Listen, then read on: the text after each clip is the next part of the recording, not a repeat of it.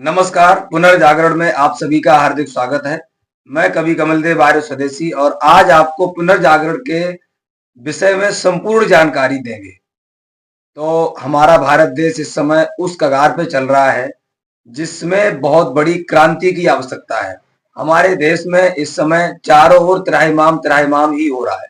चारों ओर दंगे फसाद हो रहे हैं, युवाओं का चारित्रिक पतन हो रहा है और हमारा देश प्रत्येक दिन, हमारे देश के युवा, हमारे देश की युवतियां लगातार विदेशियत की ओर जा रही हैं और आगे एक बहुत बड़ी खाई में गिरने वाला है।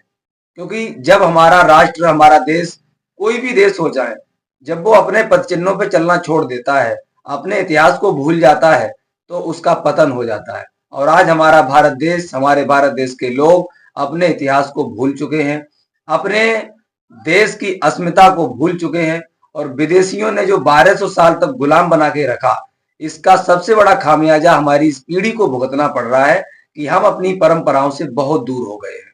तो इस समय हमें पुनः जागने की आवश्यकता है और पुनर्जागरण एक आंदोलन है, एक संगठन है, एक वैचारिक आंदोलन है जो आपको पुनः जगाने आया है। जब जब हमारे देश में कोई हानि हुई है, जब जब हमारे देश में अधर्म बढ़ा है, जब जब हमारे देश को क्रांति की आवश्यकता हुई है, तब तब कोई ना कोई महापुरुष आया और उसने एक बड़ी क्रांति का आगाज किया। ऐसे ही जब हमारे देश में क्रांति की आवश्यकता हुई तो हमारे देश में राजीव भाई दीक्षित जैसे महान क्रांतिकारी आए और उन्होंने अपना सपना संजोया कि हम भारत को भारतीयता की मान्यता पर दोबारा खड़ा करेंगे। लेकिन उनके सपने को साकार होने से पहले ही उनको जो है मार दिया गया। अब उनके सपने को साकार करने के लिए हम लोग आगे आए और उनके सपने को साकार करें। उनकी आत्मा को शांति दो तरीके से ही मिल सकती है, या तो हम उनके कातिल को मार दें, जो बहुत असंभव है क्योंकि अब पता लगाना बहुत मुश्किल है, और या तो हम उनके सपने को साकार कर दें। तो ये दूसरा वाला विकल्प जो है वो हम सभी के लिए सुटेबल है। हम सभी लोग मिलकर के राजीव भाई दीक्षित जी के सपने को साकार करेंगे और पुनर्जागरण इसके लिए वचनबद्ध है। दूसरे हमारे महापुरुष आए महर्षि स्वामी दयानंद सरस्वती जी, जिन्होंने वेदों की ओर लौटो नारा दिया और जिस नारे की वजह से सनातन संस्कृति जीवित बची हुई है, इसमें कोई दो राय वाली बात नहीं है। लेकिन अब और समय है बड़ी क्रांति का। दोनों महापुरुष हमारे बीच में नहीं है, लेकिन उनके विचार हमारे बीच में है। और हमारे जो आदरणीय क्रांतिकारी महान पुरुष राजीव भाई दीक्षित जी हैं, इनके विचार हमें यूट्यूब पे मिल जाएंगे और महर्षि स्वामी दयानंद सरस्वती जी के विचार हमें सत्यार्थ प्रकाश में, ऋग्वेदादि भाष्य भूमिका में और उनके द्वारा लिखित कई पुस्तकों में मिल जाएंगे। लेकिन अब हमें मिलकर के, एकजुट होकर के एक बड़ी क्रांति करने की आवश्यकता है। और वो करेगा कौन? कोई बाहर से, विदेश से कोई जो है नहीं आएगा क्रांतिकारी, ना ही कोई मिट्टी का बन के आएगा, ना आसमान से उतरेगा। वो क्रांतिकारी हमारे और आपके भीतर है, वो हमें जगाना पड़ेगा। भगत सिंह, चंद्रशेखर कहीं बाहर से नहीं आए थे, इसी मिट्टी से पैदा हुए, इसी मिट्टी में पले बड़े और इसी मिट्टी में उन्होंने क्रांति की। आज हमारा भारत देश गुलामी के प्रतीकों को ढो रहा है। आपको पता है, हमारे पता नहीं कितने गुलामी के ऐसे प्रतीक है जो हमारे ऊपर मढ़ दिए गए और वो आज भी हम ढो रहे हैं, जिनका कोई काम नहीं है, जिनका कोई मतलब नहीं बनता, लेकिन हम ढोए पड़े हैं। जब अंग्रेज चले गए हैं तो उनकी निशानियां चली जानी चाहिए, जब मुगल चले गए हैं तो उनकी निशानियां चली जानी चाहिए, लेकिन आज भी हम उन गुलामी के प्रतीकों को ढो रहे हैं। तो पुनर्जागरण इन सभी को धोने का काम करेगा, साफ सफाई का काम करेगा। जो कचरा भारत देश में भरा हुआ है, इसका काम करेगा। और हमारे पुनर्जागरण के माध्यम से, इस आंदोलन के माध्यम से, इस संगठन के माध्यम से क्या क्या बड़े परिवर्तन होंगे, वो सब हम ही इस वीडियो में आपको बताएंगे। आप जरा सा धैर्य बना करके पूरी वीडियो अंत तक जरूर देखना। तो आइए हम बात करते हैं पुनर्जागरण है क्या। पुनर्जागरण एक ऐसा आंदोलन है, एक ऐसा संगठन है जो लोगों को पुनः जगाने का कार्य कर रहा है, उन्हें पुनः जगा करके हमारी भारत की, भारतीयता की मान्यताओं पर उन्हें खड़ा करने का प्रयास कर रहा है। जो हमारी पुरानी परंपराएं हैं उनको पुनः बताने का काम कर रहा है। क्योंकि अगर हम अपने इतिहास को भूल जाएंगे, वेद शास्त्रों को भूल जाएंगे, तो हम अपने भविष्य को अच्छे ढंग से लिख नहीं सकते, गढ़ नहीं सकते। और दूसरा ये है कि पुनर्जागरण क्रांतिकारियों को एकजुट कर रहा है। तो कुछ चीजें जो महत्वपूर्ण है उन पे मैं चर्चा कर लेता हूं। सबसे पहले तो हमारे जो लक्ष्य है वो क्या है। पुनर्जागरण का सबसे पहला लक्ष्य है 10 साल में 10 करोड़ लोगों को जोड़ना। क्योंकि अपोजिशन में जितनी भी पार्टियां हैं, जितने भी संगठन हैं, उन सभी के लोगों को अगर हम मिलाएं तो कुल मिलाकर के 5 करोड़ लोग बनते हैं। सक्रिय कार्यकर्ता जो है वो पार्टियों के, भाजपा, बसपा, कांग्रेस, सपा और जनता दल, मतलब जितनी भी पार्टियां हैं, इन सभी को अगर हम मिला लेते हैं तो कुल मिलाकर के उनकी संख्या बनती है 5 करोड़, और हम कितने बनाएंगे? 10 करोड़। तो हमारे पुनर्जागरण का पहला जो लक्ष्य है वो है 10 करोड़ सक्रिय कार्यकर्ता तैयार करना 10 साल के भीतर। ये बहुत बड़ा संकल्प है, बहुत बड़ी चुनौती है, ये हम अकेले पूरा नहीं कर सकते, हम आप सब मिलकर के करेंगे इसको। और 10 साल में जब 10 करोड़ लोग हो जाएंगे, साथ ही साथ दूसरा है 10 साल में 100 करोड़ ऑनलाइन सदस्य बनाना। यूट्यूब, फेसबुक, इंस्टाग्राम, ट्विटर, तमाम तरह के जो सोशल मीडिया प्लेटफॉर्म है, इन पे 100 करोड़ लोगों को 10 साल में तैयार करना है। तो 10 करोड़ तो सक्रिय कार्यकर्ता जमीनी स्तर वाले, और 100 करोड़ लोग ऑनलाइन कार्यकर्ता जो घर बैठे सदस्यता में सपोर्ट करेंगे हमें। और इसके बाद में पुनर्जागरण का जो और सबसे बड़ा सपना है, जो सबसे बड़ा लक्ष्य है, वो है हर जिले में एक गुरुकुल खोलना। हाँ, हर जिले में एक गुरुकुल खोलना। तो हर जिले में कैसा गुरुकुल होगा? हर जिले में वैसा गुरुकुल होगा जहां हजारों बच्चे पढ़ सकें। जो जिला स्तरीय गुरुकुल होगा उसमें हजारों बच्चे पढ़ सके, वेद, शास्त्र, उपनिषद और आधुनिक पढ़ाई, पीछे की पढ़ाई, आगे की पढ़ाई, सारी पढ़ाइयां, सारी शिक्षाएं वहां दी जाएंगी। ऐसा एक बड़ा गुरुकुल, यूनिवर्सिटी टाइप का गुरुकुल हर जिले में खुलेगा। ये पुनर्जागरण का तीसरा लक्ष्य, सबसे बड़ा लक्ष्य है। और चौथा है हर गांव में एक संस्कार शाला होना।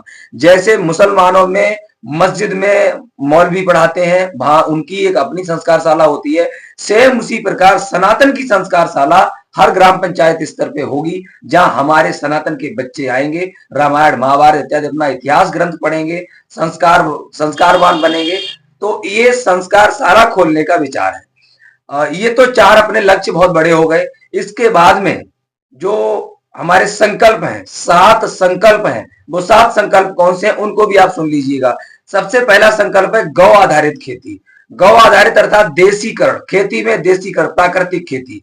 क्योंकि आज हम जो यूरिया, डीएपी, पोटास और ये तमाम तरह की जो जहरीली दवाएं डाल रहे हैं खेतों में, इससे मिट्टी में जहर जाता है, मिट्टी से जड़ में, जड़ से तने में, तने से पौधे में, पौधे से बीज में, और वो बीज हम खा रहे हैं तो वो हमारे शरीर में जहर जा रहा है। तो कैंसर बढ़ रहे हैं, बीमारियां बढ़ रही हैं, तमाम तरह की रोग बढ़ रहे हैं, तमाम तरह के, पैसा खराब हो रहा है, गरीब गरीब होता जा रहा है, अमीर अमीर होता जा रहा है। तो ये प्राकृतिक खेती करने हमें पीछे लौटना पड़ेगा, तभी हम बीमारियों को बचा सकते हैं। तो ये गौ आधारित खेती हो गया। दूसरा संकल्प है आयुर्वेदिक चिकित्सा। अंग्रेजी दवाइयां जितनी खाते हैं उतनी ज्यादा बीमारी बढ़ती है, तो हमें अंग्रेजी दवाइयों को अवॉइड करना पड़ेगा। उसके बदले में विकल्प के रूप में आयुर्वेदिक चिकित्सा लगभग अब तो आ चुकी है। राजीव भाई दीक्षित जी ने बहुत बड़ी क्रांति लाए थे आयुर्वेद में। आज उन्हीं के दम पे इतना बड़ा पतंजलि खड़ा है, और तमाम तरह के उस समय निकल के आए आगे आयुर्वेदिक चीजें, तो वो भी खड़े हैं। लेकिन हम इसको और जो है एक सूक्ष्म स्तर पे लेके जाएंगे। गांव गांव वैद्य निर्माण क्रांति चलाएंगे, सनातन चिकित्सा क्रांति चलाएंगे, जिससे कि वहां गांव में वैद्य तैयार हो सके, और जब हर गांव में वैद्य होगा तो बीमारी अपने आप घटेगी धीरे धीरे। तो ये हमारा दूसरा संकल्प है। तीसरा संकल्प है गुरुकुल शिक्षा प्रणाली।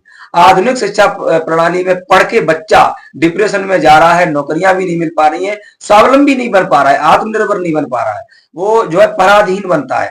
तो हम गुरुकुल शिक्षा प्रणाली लेके आएंगे, जहां से हमारे बच्चे राम और कृष्ण जैसे पैदा होंगे, निकलेंगे वहां से, और बहुत बड़ा मुकाम हासिल करेंगे।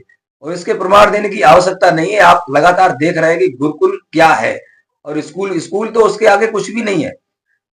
चौथा संकल्प है जातिगत भेदभाव खत्म करना, बिल्कुल। और ये जातिगत भेदभाव कानूनी रूप से खत्म करना पड़ेगा।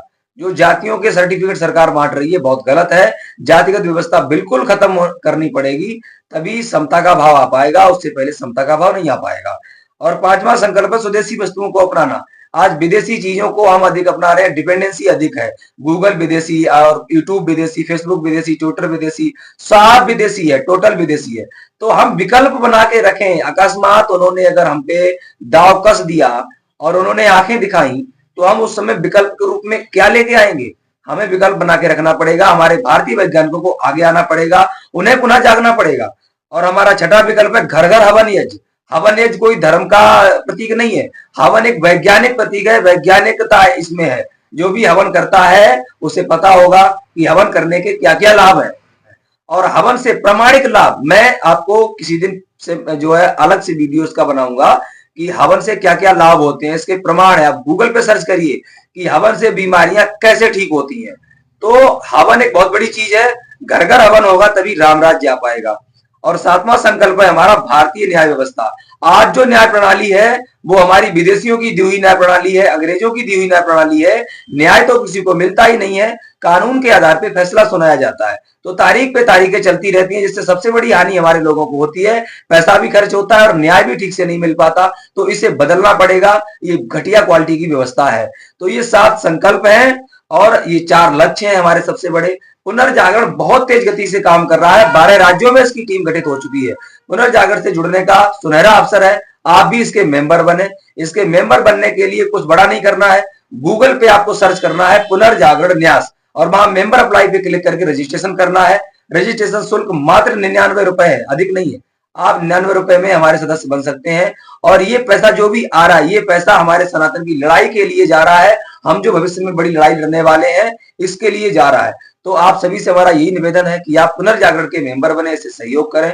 और हम ये नहीं कहते कि आप बड़ा सहयोग करें, तन से, मन से, धन से जैसा कर सकते हैं वैसा आप करें। और पुनर्जागरण राष्ट्रीय संगठन एक दिन बहुत बड़ा संगठन बनेगा। हम 10 साल में 10 करोड़ लोगों को जोड़ के दिखाएंगे, ये हमारा संकल्प है, हमारी सबसे बड़ी चुनौती भी है ये। और इसमें आप सभी का साथ और सहयोग चाहिए। तो पुनर्जागरण के बारे में छोटी सी जानकारी हमने आपको इस वीडियो में दी है। किसी दिन बड़ी विशाल वीडियो बनाएंगे, इसमें हम आपको ज्यादा जानकारी देंगे। आप सभी का बहुत बहुत धन्यवाद। सनातन धर्म बचाना है तो पुनर्जागरण लाना है।